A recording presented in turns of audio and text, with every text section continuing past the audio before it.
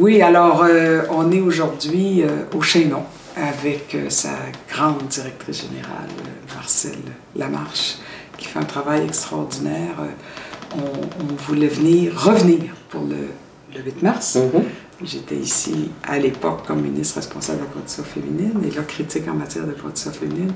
Pour moi, les dossiers de femmes, en particulier femmes sans-abri, femmes itinérantes, sont toujours aussi importants. Et cette année, on est donc dans la pièce ici où se retrouvent une quinzaine de lits, Marcel? Une douzaine de lits. Une douzaine de lits. Comme il est le matin après 10 heures et que les femmes sont parties, on peut être dans la pièce. Évidemment, on ne serait pas là si les femmes étaient là. Je voudrais dire quelques choses qui sont très, très frappantes, puis Marcel va élaborer là-dessus. C'est que ces lits-là sont disponibles et il faut réserver au jour le jour. Et les lignes sont ouvertes à partir de 14 heures. Et Marcel va préciser qu'en quelques minutes, les lits sont tous réservés pour le soir même. On pourrait faire l'analogie avec un spectacle très convoité par les jeunes, par exemple, ou Céline Dion qui vient, en 15 minutes, on dit toujours que tous les billets sont envolés. Ben, malheureusement, au Chaînon, les places, les lits s'envolent aussi, les réservations, en quelques minutes. C'est dire les besoins.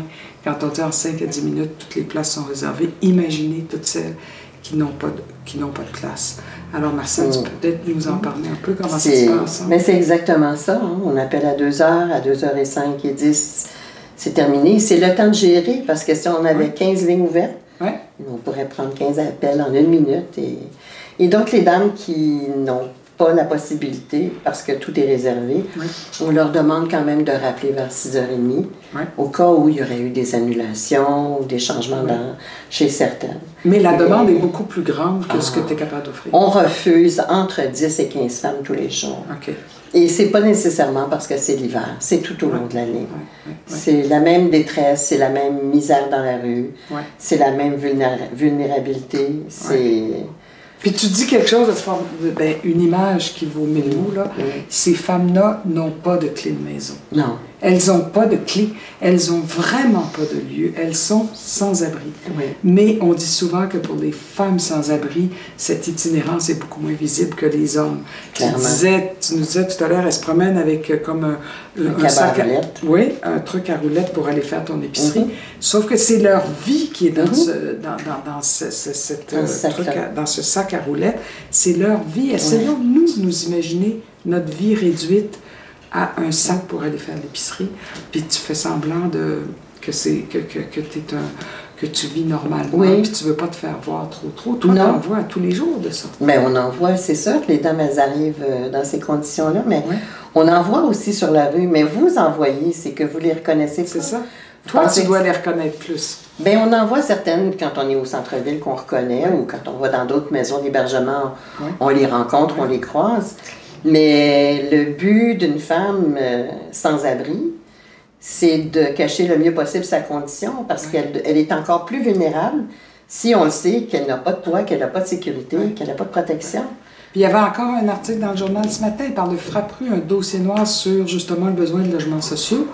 Toi, tu le vis à tous les jours. Dis-nous un peu, quel est l'état de la situation pour l'ensemble des femmes que tu héberges ici? Parce que oui, le logement de secours, au jour le jour, mais tu héberges des femmes à moyen terme, un peu plus à long terme. Tu as des places carrément aussi de logements un peu plus communautaires. Mais tu connais l'ensemble du portrait. L'ensemble il n'y a pas de place. Il y a des taudis. Quand il y a des places, c'est des taudis, parce que ce sont des femmes qui ont un revenu très minimal. Donc, pas capable de louer un 3,5 ensoleillé au 3e étage et tout, à part s'il y a du logement social, il n'y a pas assez de logement social. Donc, elles sont obligées de chercher dans les logements ou les appartements réguliers.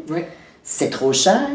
Elles ne sont pas capables d'absorber ces coûts-là, à moins que ce soit des taudis. Mais as-tu vu la situation, dirais-tu, parce que ça fait longtemps que tu connais ça, se détériorer depuis quelques années? Oui, il y a plus de femmes qui sont sans domicile fixe.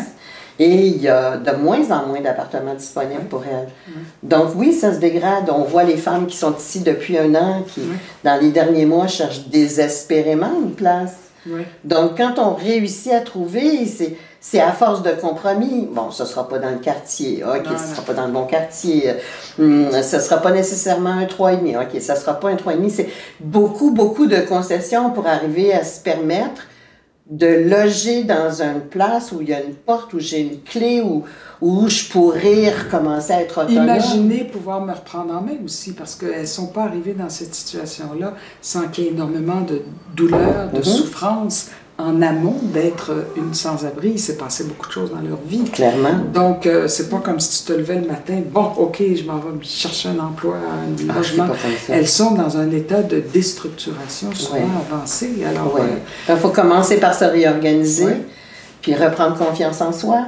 Puis recréer des liens significatifs avec les gens autour de soi. Ça commence ici avec les intervenantes, mais après ça, elles sont accueillies, on leur sourit, on leur parle, on leur fait sentir qu'il y a un demain, là, qu'il y a un d'espoir, que ça peut aller mieux, on les amène, on les accompagne, on les guide là où il y a des ressources pour elles. Mais ça fait des années que le Chaînon fait un travail. Mon Dieu, ça fait 86 ans que le Chaînon existe. 86 ans. Mais je le sais, puis quand j'étais ministre de la Condition féminine, tu me le disais et redisais, le financement n'est pas au rendez-vous. Et je le sais, et puis même le gouvernement le sait aussi, on en a parlé en campagne électorale, il y a eu des sorties publiques, le financement au PSOC, le programme de soutien aux organismes communautaires, qui est essentiellement votre financement dit public, n'est pas suffisant et surtout pas égalitaire entre toutes les maisons et pas égalitaire entre les logements plus les maisons plus pour hommes que pour les femmes. Parle-nous un peu de Mais c'est un déséquilibre total. Premièrement, pour les maisons d'hébergement pour femmes, elles n'en ont pas assez. Pour le pavillon Patricia McKenzie et le Chaînon, mais on est en grave déficit par rapport aux autres maisons pour femmes en termes de subventions du PSOC. Et on est en grave déficit par rapport aux subventions pour les maisons pour hommes. Donc, qu'on compare avec qui que ce soit, nous sommes vraiment à la remorque, à l'arrière du train complètement, mais très, très loin des autres. Puis quand tu dis ça, parce que tu m'avais montré les chiffres, c'est par unité d'hébergement, par lit. C'est des choses très... très facile à imaginer. C'est du 10 pour 1, c'est facile à calculer. Nous, on a 66 lits ici. Si on multiplie par la location qui est offerte, disons, aux maisons d'hébergement pour femmes, qui est insuffisante, mais qui est cette réalité-là, c'est du 10 pour 1. On a un dixième. 10 fois moins que d'autres maisons reçoivent. 10 fois moins. C'est quand même pas rien, là. Alors que tu es une institution vraiment la plus connue au Québec pour l'hébergement des femmes en situation d'itinérance ou en grande difficulté. Comment tu expliques ça? Qu'est-ce qu'il faudrait faire? En fait, quand le PSOC a été mis en place, déjà c'était boiteux. Donc, ça ne peut pas fonctionner aujourd'hui. Au lieu de prendre les maisons qui étaient crédibles, puis toutes les maisons qui avaient une historique, qui faisaient le travail, et dire, nous avons développé une enveloppe, nous allons vous aider, et il faudra que vous vous organisiez pour cadrer dans un système. C'est pas ça qu'ils ont fait. Ils ont créé le système, ils ont conçu la boîte, puis ils ont dit, il faut que le monde rentre là-dedans. Mais le Chaînon, en 2009, avait plus que 70 ans. Peut-on s'attendre qu'une maison va rentrer là-dedans? Les organismes communautaires, c'est des initiatives citoyennes. Absolument. Il n'y en a pas une qui ressemble aux autres. On ne peut pas créer un système et dire, si vous rentrez là-dedans, on va vous aider. C'est pas comme le réseau de la santé où on va normer une opération en chirurgie coûtant un acte médical et rémunéré à telle hauteur. C'est vraiment... Et c'est ça qu'on veut des organismes communautaires. Il faut que ça émane de la communauté, ça le dit. Mais j'en ai visité beaucoup, beaucoup, beaucoup. Puis on le sait qu'il y a des gens extraordinaires dans ces organismes-là. Et je dis toujours, arrêtons tout. Pendant une semaine, les organismes communautaires, le Québec s'arrête. C'est vraiment... Clairement. Mais ici, on arrête le Chaînon pendant une semaine. On a 66 femmes qui ont nulle part où aller, là. Du jour au lendemain, là. Juste nous. plus tout ce que tu donnes à ces femmes-là, Ouais. tous les services, Ouais. pour essayer de les réinsérer Ouais. dans la société. Ouais. Alors, ça a été fait sur des bases un peu historico, je sais pas trop, mais on s'entendait tous à dire, puis je l'avais fait pour les maisons d'hébergement deuxième état, essayons de calculer combien ça coûte au lit, comme on fait pour les écoles, comme on fait pour l'enseignement supérieur, comme on fait pour les hôpitaux, mais c'est pas fait, ça, Non, de c'est cette pas fait. façon-là. Alors, je pense que on doit avoir une vraie réflexion là-dessus. Je te Ça le souhaite, s'impose. et moi, je continue comme critique de l'opposition, et je pense que la ministre McCann est sensible à ça. Je lui en ai encore parlé la semaine dernière. J'ai dit, s'il vous plaît, faites attention à nos organismes comme le Chaînon, Maison Mackenzie, l'équité, parce qu'il y en va de l'avenir de ces institutions-là, Oui. puis on en a besoin. Oui.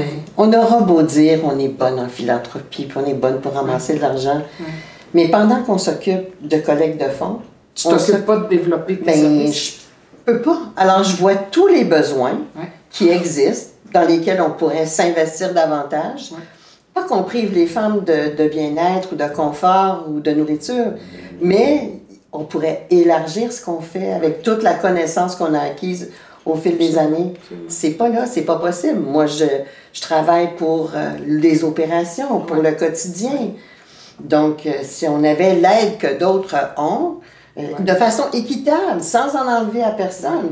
Personne n'en a trop. Ouais. Mais nous, on est tellement loin que les efforts de collecte de fonds doivent se concentrer Vous là-dessus. compenser, dans le fond, pour ce que vous ne recevez pas, mais pendant Exact. que vous compensez avec la philanthropie, mais vous ne faites pas le développement de vos propres services. Exact. Tu ne peux pas être partout. Puis Non, penser que t'es mais j'ai des bonnes idées. Non, Ouais. mais nous avons de bonnes Ouais. idées pour développer des services. Ouais. Nous les voyons, les besoins des femmes. Puis la société doit se penser plus, justement, à tous ces besoins-là, Oui. parce qu'on est dans une société de plus en plus fracturée, de plus en plus séparée entre les gens beaucoup plus en moyen, puis les gens de moins en moins en Oui. moyen.